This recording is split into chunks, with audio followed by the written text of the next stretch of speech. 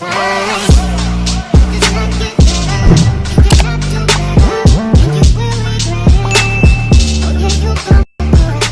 journeys, where y'all been? It's Unique and I'm back with another video. So today I wanted to get a little personal with y'all. I have my apothic red wine here and I found some juicy questions on Instagram that I felt like we need to address.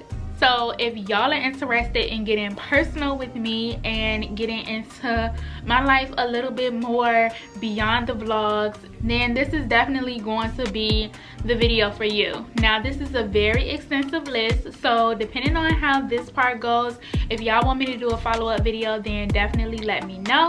If y'all are interested in getting more tea about me, then stay tuned. Okay, so I randomly came across this list in my Instagram stories. I have no idea who posted it. I'm so sorry if y'all want these questions. I may or may not put it in the description box down below. That's the mostest and it's low-key a lot, but if y'all really need questions, just ask me, okay? I feel like I need to come a little closer to y'all, okay? I'm gonna come a little closer, okay? The first question is, do you have a good relationship with your parents? This is getting into the nitty-gritty quicker than I expected, okay? I didn't read the list. I just seen it was a whole bunch of questions and I was like, ooh, I can do this for my channel. But if I knew that this was what I was gonna get into, I wouldn't have got into it.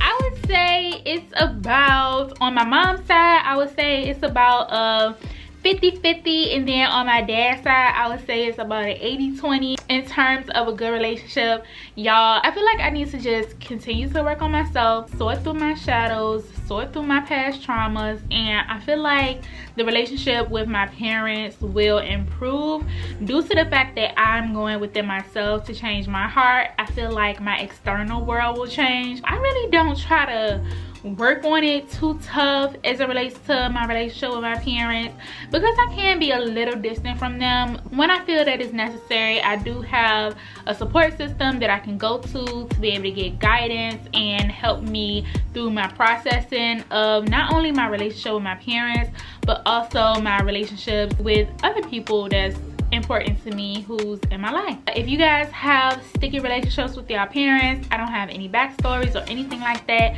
I will always say just work on yourself first and your external world will also get into alignment and it will all fall into place, knowing that everything happens for a reason. So you got this. The second question is, who did you last say I love you to? I believe the last person that I said I love you to was Flame, and before her it was probably my mom. My mom tells me that she loves me every single day. She is very affectionate and I think that's where I get it from.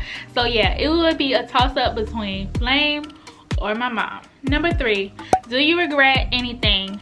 Yes, I definitely have regrets in my life. If I knew that the last time was going to be the last time that I saw my partner, I would have left and went with them and been stuck with them during the pandemic, because baby, I would have hopped up in a suitcase and went right along. I had no idea about this whole COVID-19 thing. I didn't know we were going to go on lockdown, didn't know that the borders were going to close. So if I can think of anything that I regret, it would definitely be me not leaving Virginia at that time when I had an opportunity to do so, but I didn't know that I had the opportunity to do so, and I didn't know what the next year was gonna be like. This whole thing honestly caught me way off guard, you guys, and I was not prepared. Oh, this has been the ghetto, okay? It has literally been the ghetto. They ask you how you are, you just have to say that you're fine when you're not really fine, but you just can't get into it because they would never understand. Sometimes it makes me sad just to think about it. Let me take my own advice. Everything happens for a reason,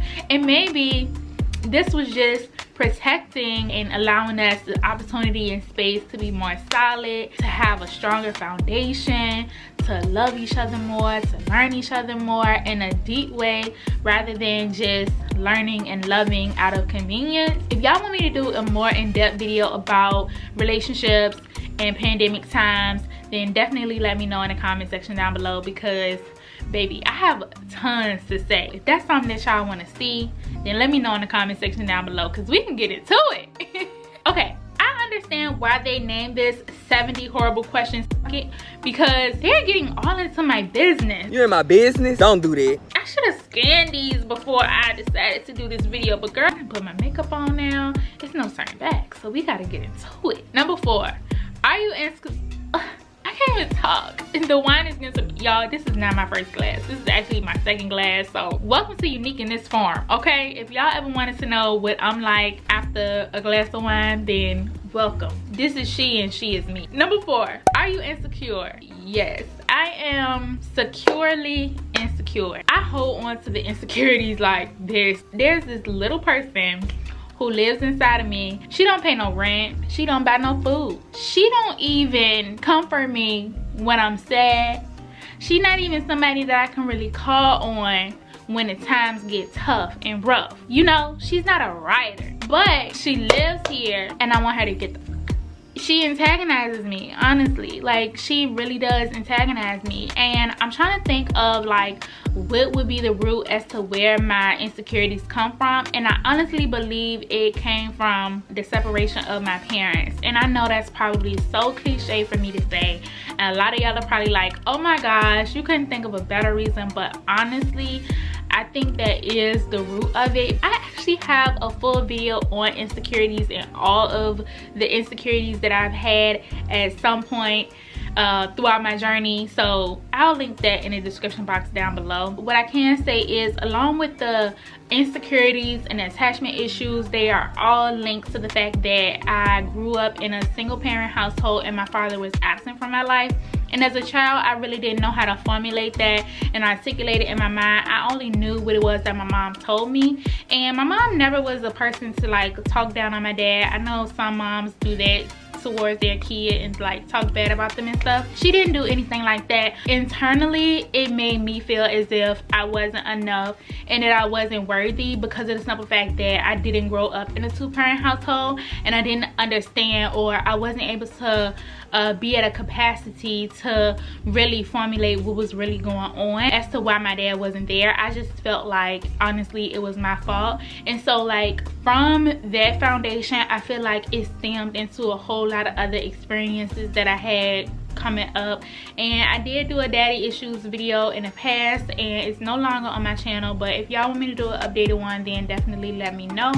But I can say that whenever it is that I feel unworthy or that I'm not enough, I honestly feel like the root of it comes from my parents' separation and the fact that my dad didn't live with us. Okay, the next one is, what is your relationship status? I am in love. That's my status, in love. Okay, number 6, how do you want to die? That's a really good question. Like, if I could plan my own death, what would it be? Girl, I would be in a private villa in the middle of the jungle, probably somewhere like Dominican Republic, Tulum, Puerto Rico, Jamaica, Thailand, something like that. Somewhere exotic in a nice private villa surrounded by my loved ones, my family. I would want it to be a very like spiritual transition, so I would definitely want to go into a different realm and discuss with the spirits like what I'm gonna be doing next and what's my next mission, and if there's any loose ends that I need to like tie together. Like, I would want to have that discussion.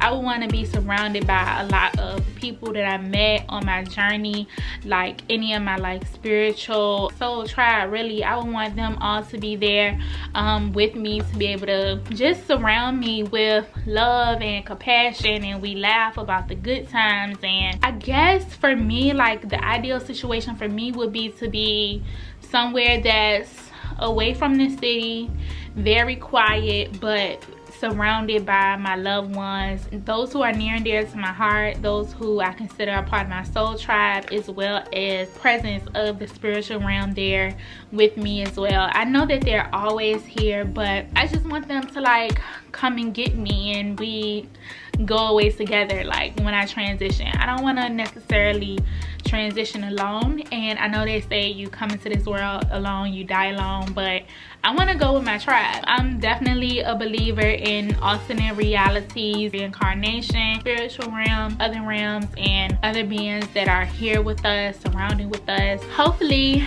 I I did my mission in this world and I can transition to another reality and dimension from this place. So I don't know, maybe Earth is my last stop. We'll have to see. Number 7, what did you last eat? Okay, so my mama made some baked salmon, broccoli, mixed vegetables, and baked potatoes, and that's what I had for dinner, and it was so good. Trust me, it was yummy. That's what I had like half of my first glass with. That bomb dinner. Number 8, have you played any sports? Technically, the answer to that is it depends on who you ask. So I would say my sports technically started when I was in elementary school. My uncle, he was a referee for the football players at the recreation center, and so he would always try to get me to come and cheerlead at the recreation center where he worked. And I was scared to death, y'all, scared to death to go and cheer at the recreation center, and let me tell you why.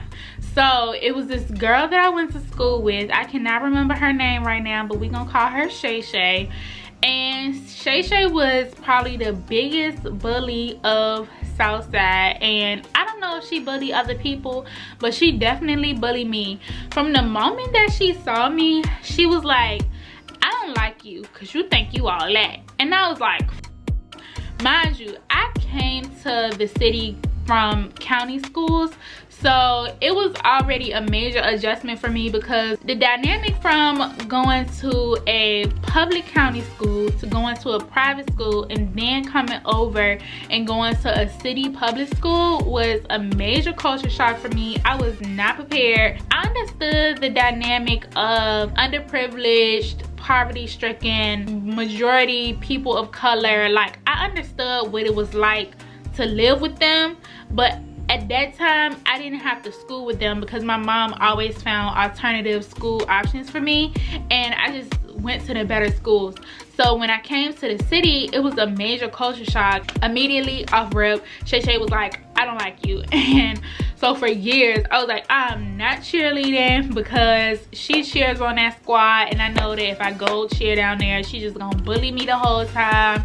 And she probably tried to fight me because we would literally be in a field and in a school, and there's no repercussions for fighting outside of school. Like, if you get the fighting in the neighborhood, you just get the fighting in the neighborhood. And I don't know about none of my other girls out there, but I wasn't the type. I didn't fight. First of all, my mama told us not to fight. Second of all, I couldn't imagine being one of those rough, scruffy girls. Like, I really took pride in being a girly girl, and for me, girly girls don't fight. For me, girly girls don't get their faces bruised up, messed up, and all of that stuff. Like, that's just not what we do. So that was out the question. I wasn't trying to fight. So for years I was like, no honey, I am not going to cheer down there at that recreation center. Let me come a little closer. So what ended up happening was my cousin, she was actually going to be cheering at another rec center, which was a few blocks away. They're relatively close to each other, but they're in different neighborhoods. So I was like, oh bet, this is my opportunity, this is my chance. I was like, Mom, I want to go cheer for such and such, and me and Ashay is gonna do it together. And I was like, bam. I was like, if I go with Ashay, like, we gonna be a group in ourselves. Like, I felt security in having like friends. Like, at that time my security was in my group of friends, and like, if I could go into it with a friend, I was down to do anything. Okay, so she asked me, and so we ended up signing up together, and y'all wouldn't believe what happened. So I got to this recreation center in a whole nother neighborhood. A lot of the girls didn't go to my school, they went to other schools, so like, nobody knew me. I come and we was sharing for a while, and then we cheered for a few games, and then we had this cheerleader sleepover. So at the cheerleader sleepover, y'all, let's just say my mom went all out for my pajamas, and like I said, I was a girly girl, so I probably came in there with like a silk dress and like a silk cardigan. Kid friendly, kid appropriate, but everybody else had on like cotton two pieces. If you picking up what I'm putting down, everybody else had on like cotton two pieces, big t-shirts, some shorts, like camis, cheerleading shorts. Nobody was there with no like silk dress and like silk cardigan. And from that day instead of it being Shay Shay that was at my local recreation center, it was BB who did not like me. And she just, the whole night of the sleepover, she turned her nose up at me, she rolled her eyes, we were dancing, she pushed me on the floor, and she did not like me. And I was like, how did this happen? I didn't know how it happened. So y'all, here I am today. I didn't die but I did make it through that cheerleading season. But I'm gonna tell you this, that was when I was in the 3rd grade, and from that experience I only cheered that 1 year, and I didn't do it again because I was scared of BB and I didn't want her to kick my. That was a sport that I just threw by the wayside.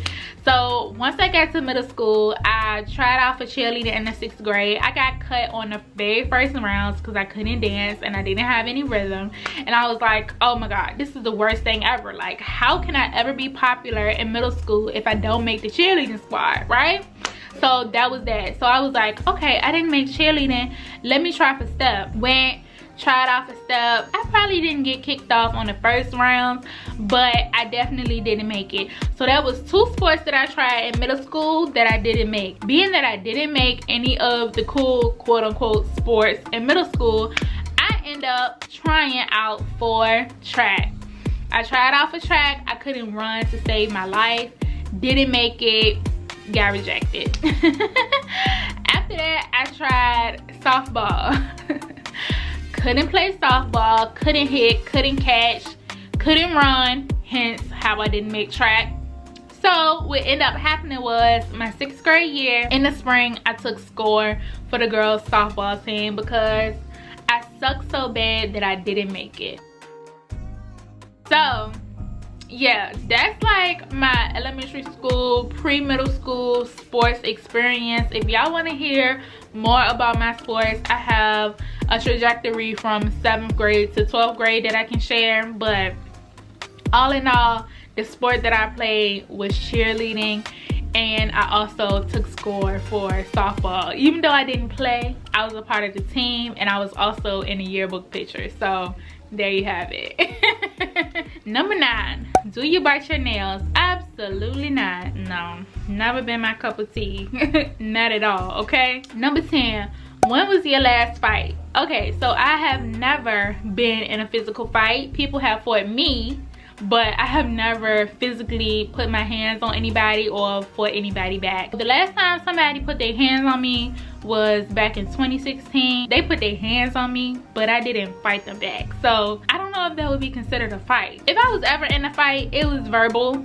So I've been in altercations. I have never physically fought anyone, but people have fought me. And if I think of the last time that somebody put their hands on me, it was 2016. I barely drank a thing, but I feel like this video is getting to the point where it's like too long now and I just need to cut it. So I do have more questions. I have a plethora of questions. So if this is something that y'all like and y'all want to drink wine, get to know me more personally, then definitely let me know in the comment section down below, because I can definitely get a video out for you guys and just help y'all get to know me a little bit better and let y'all come a little closer into my world, okay?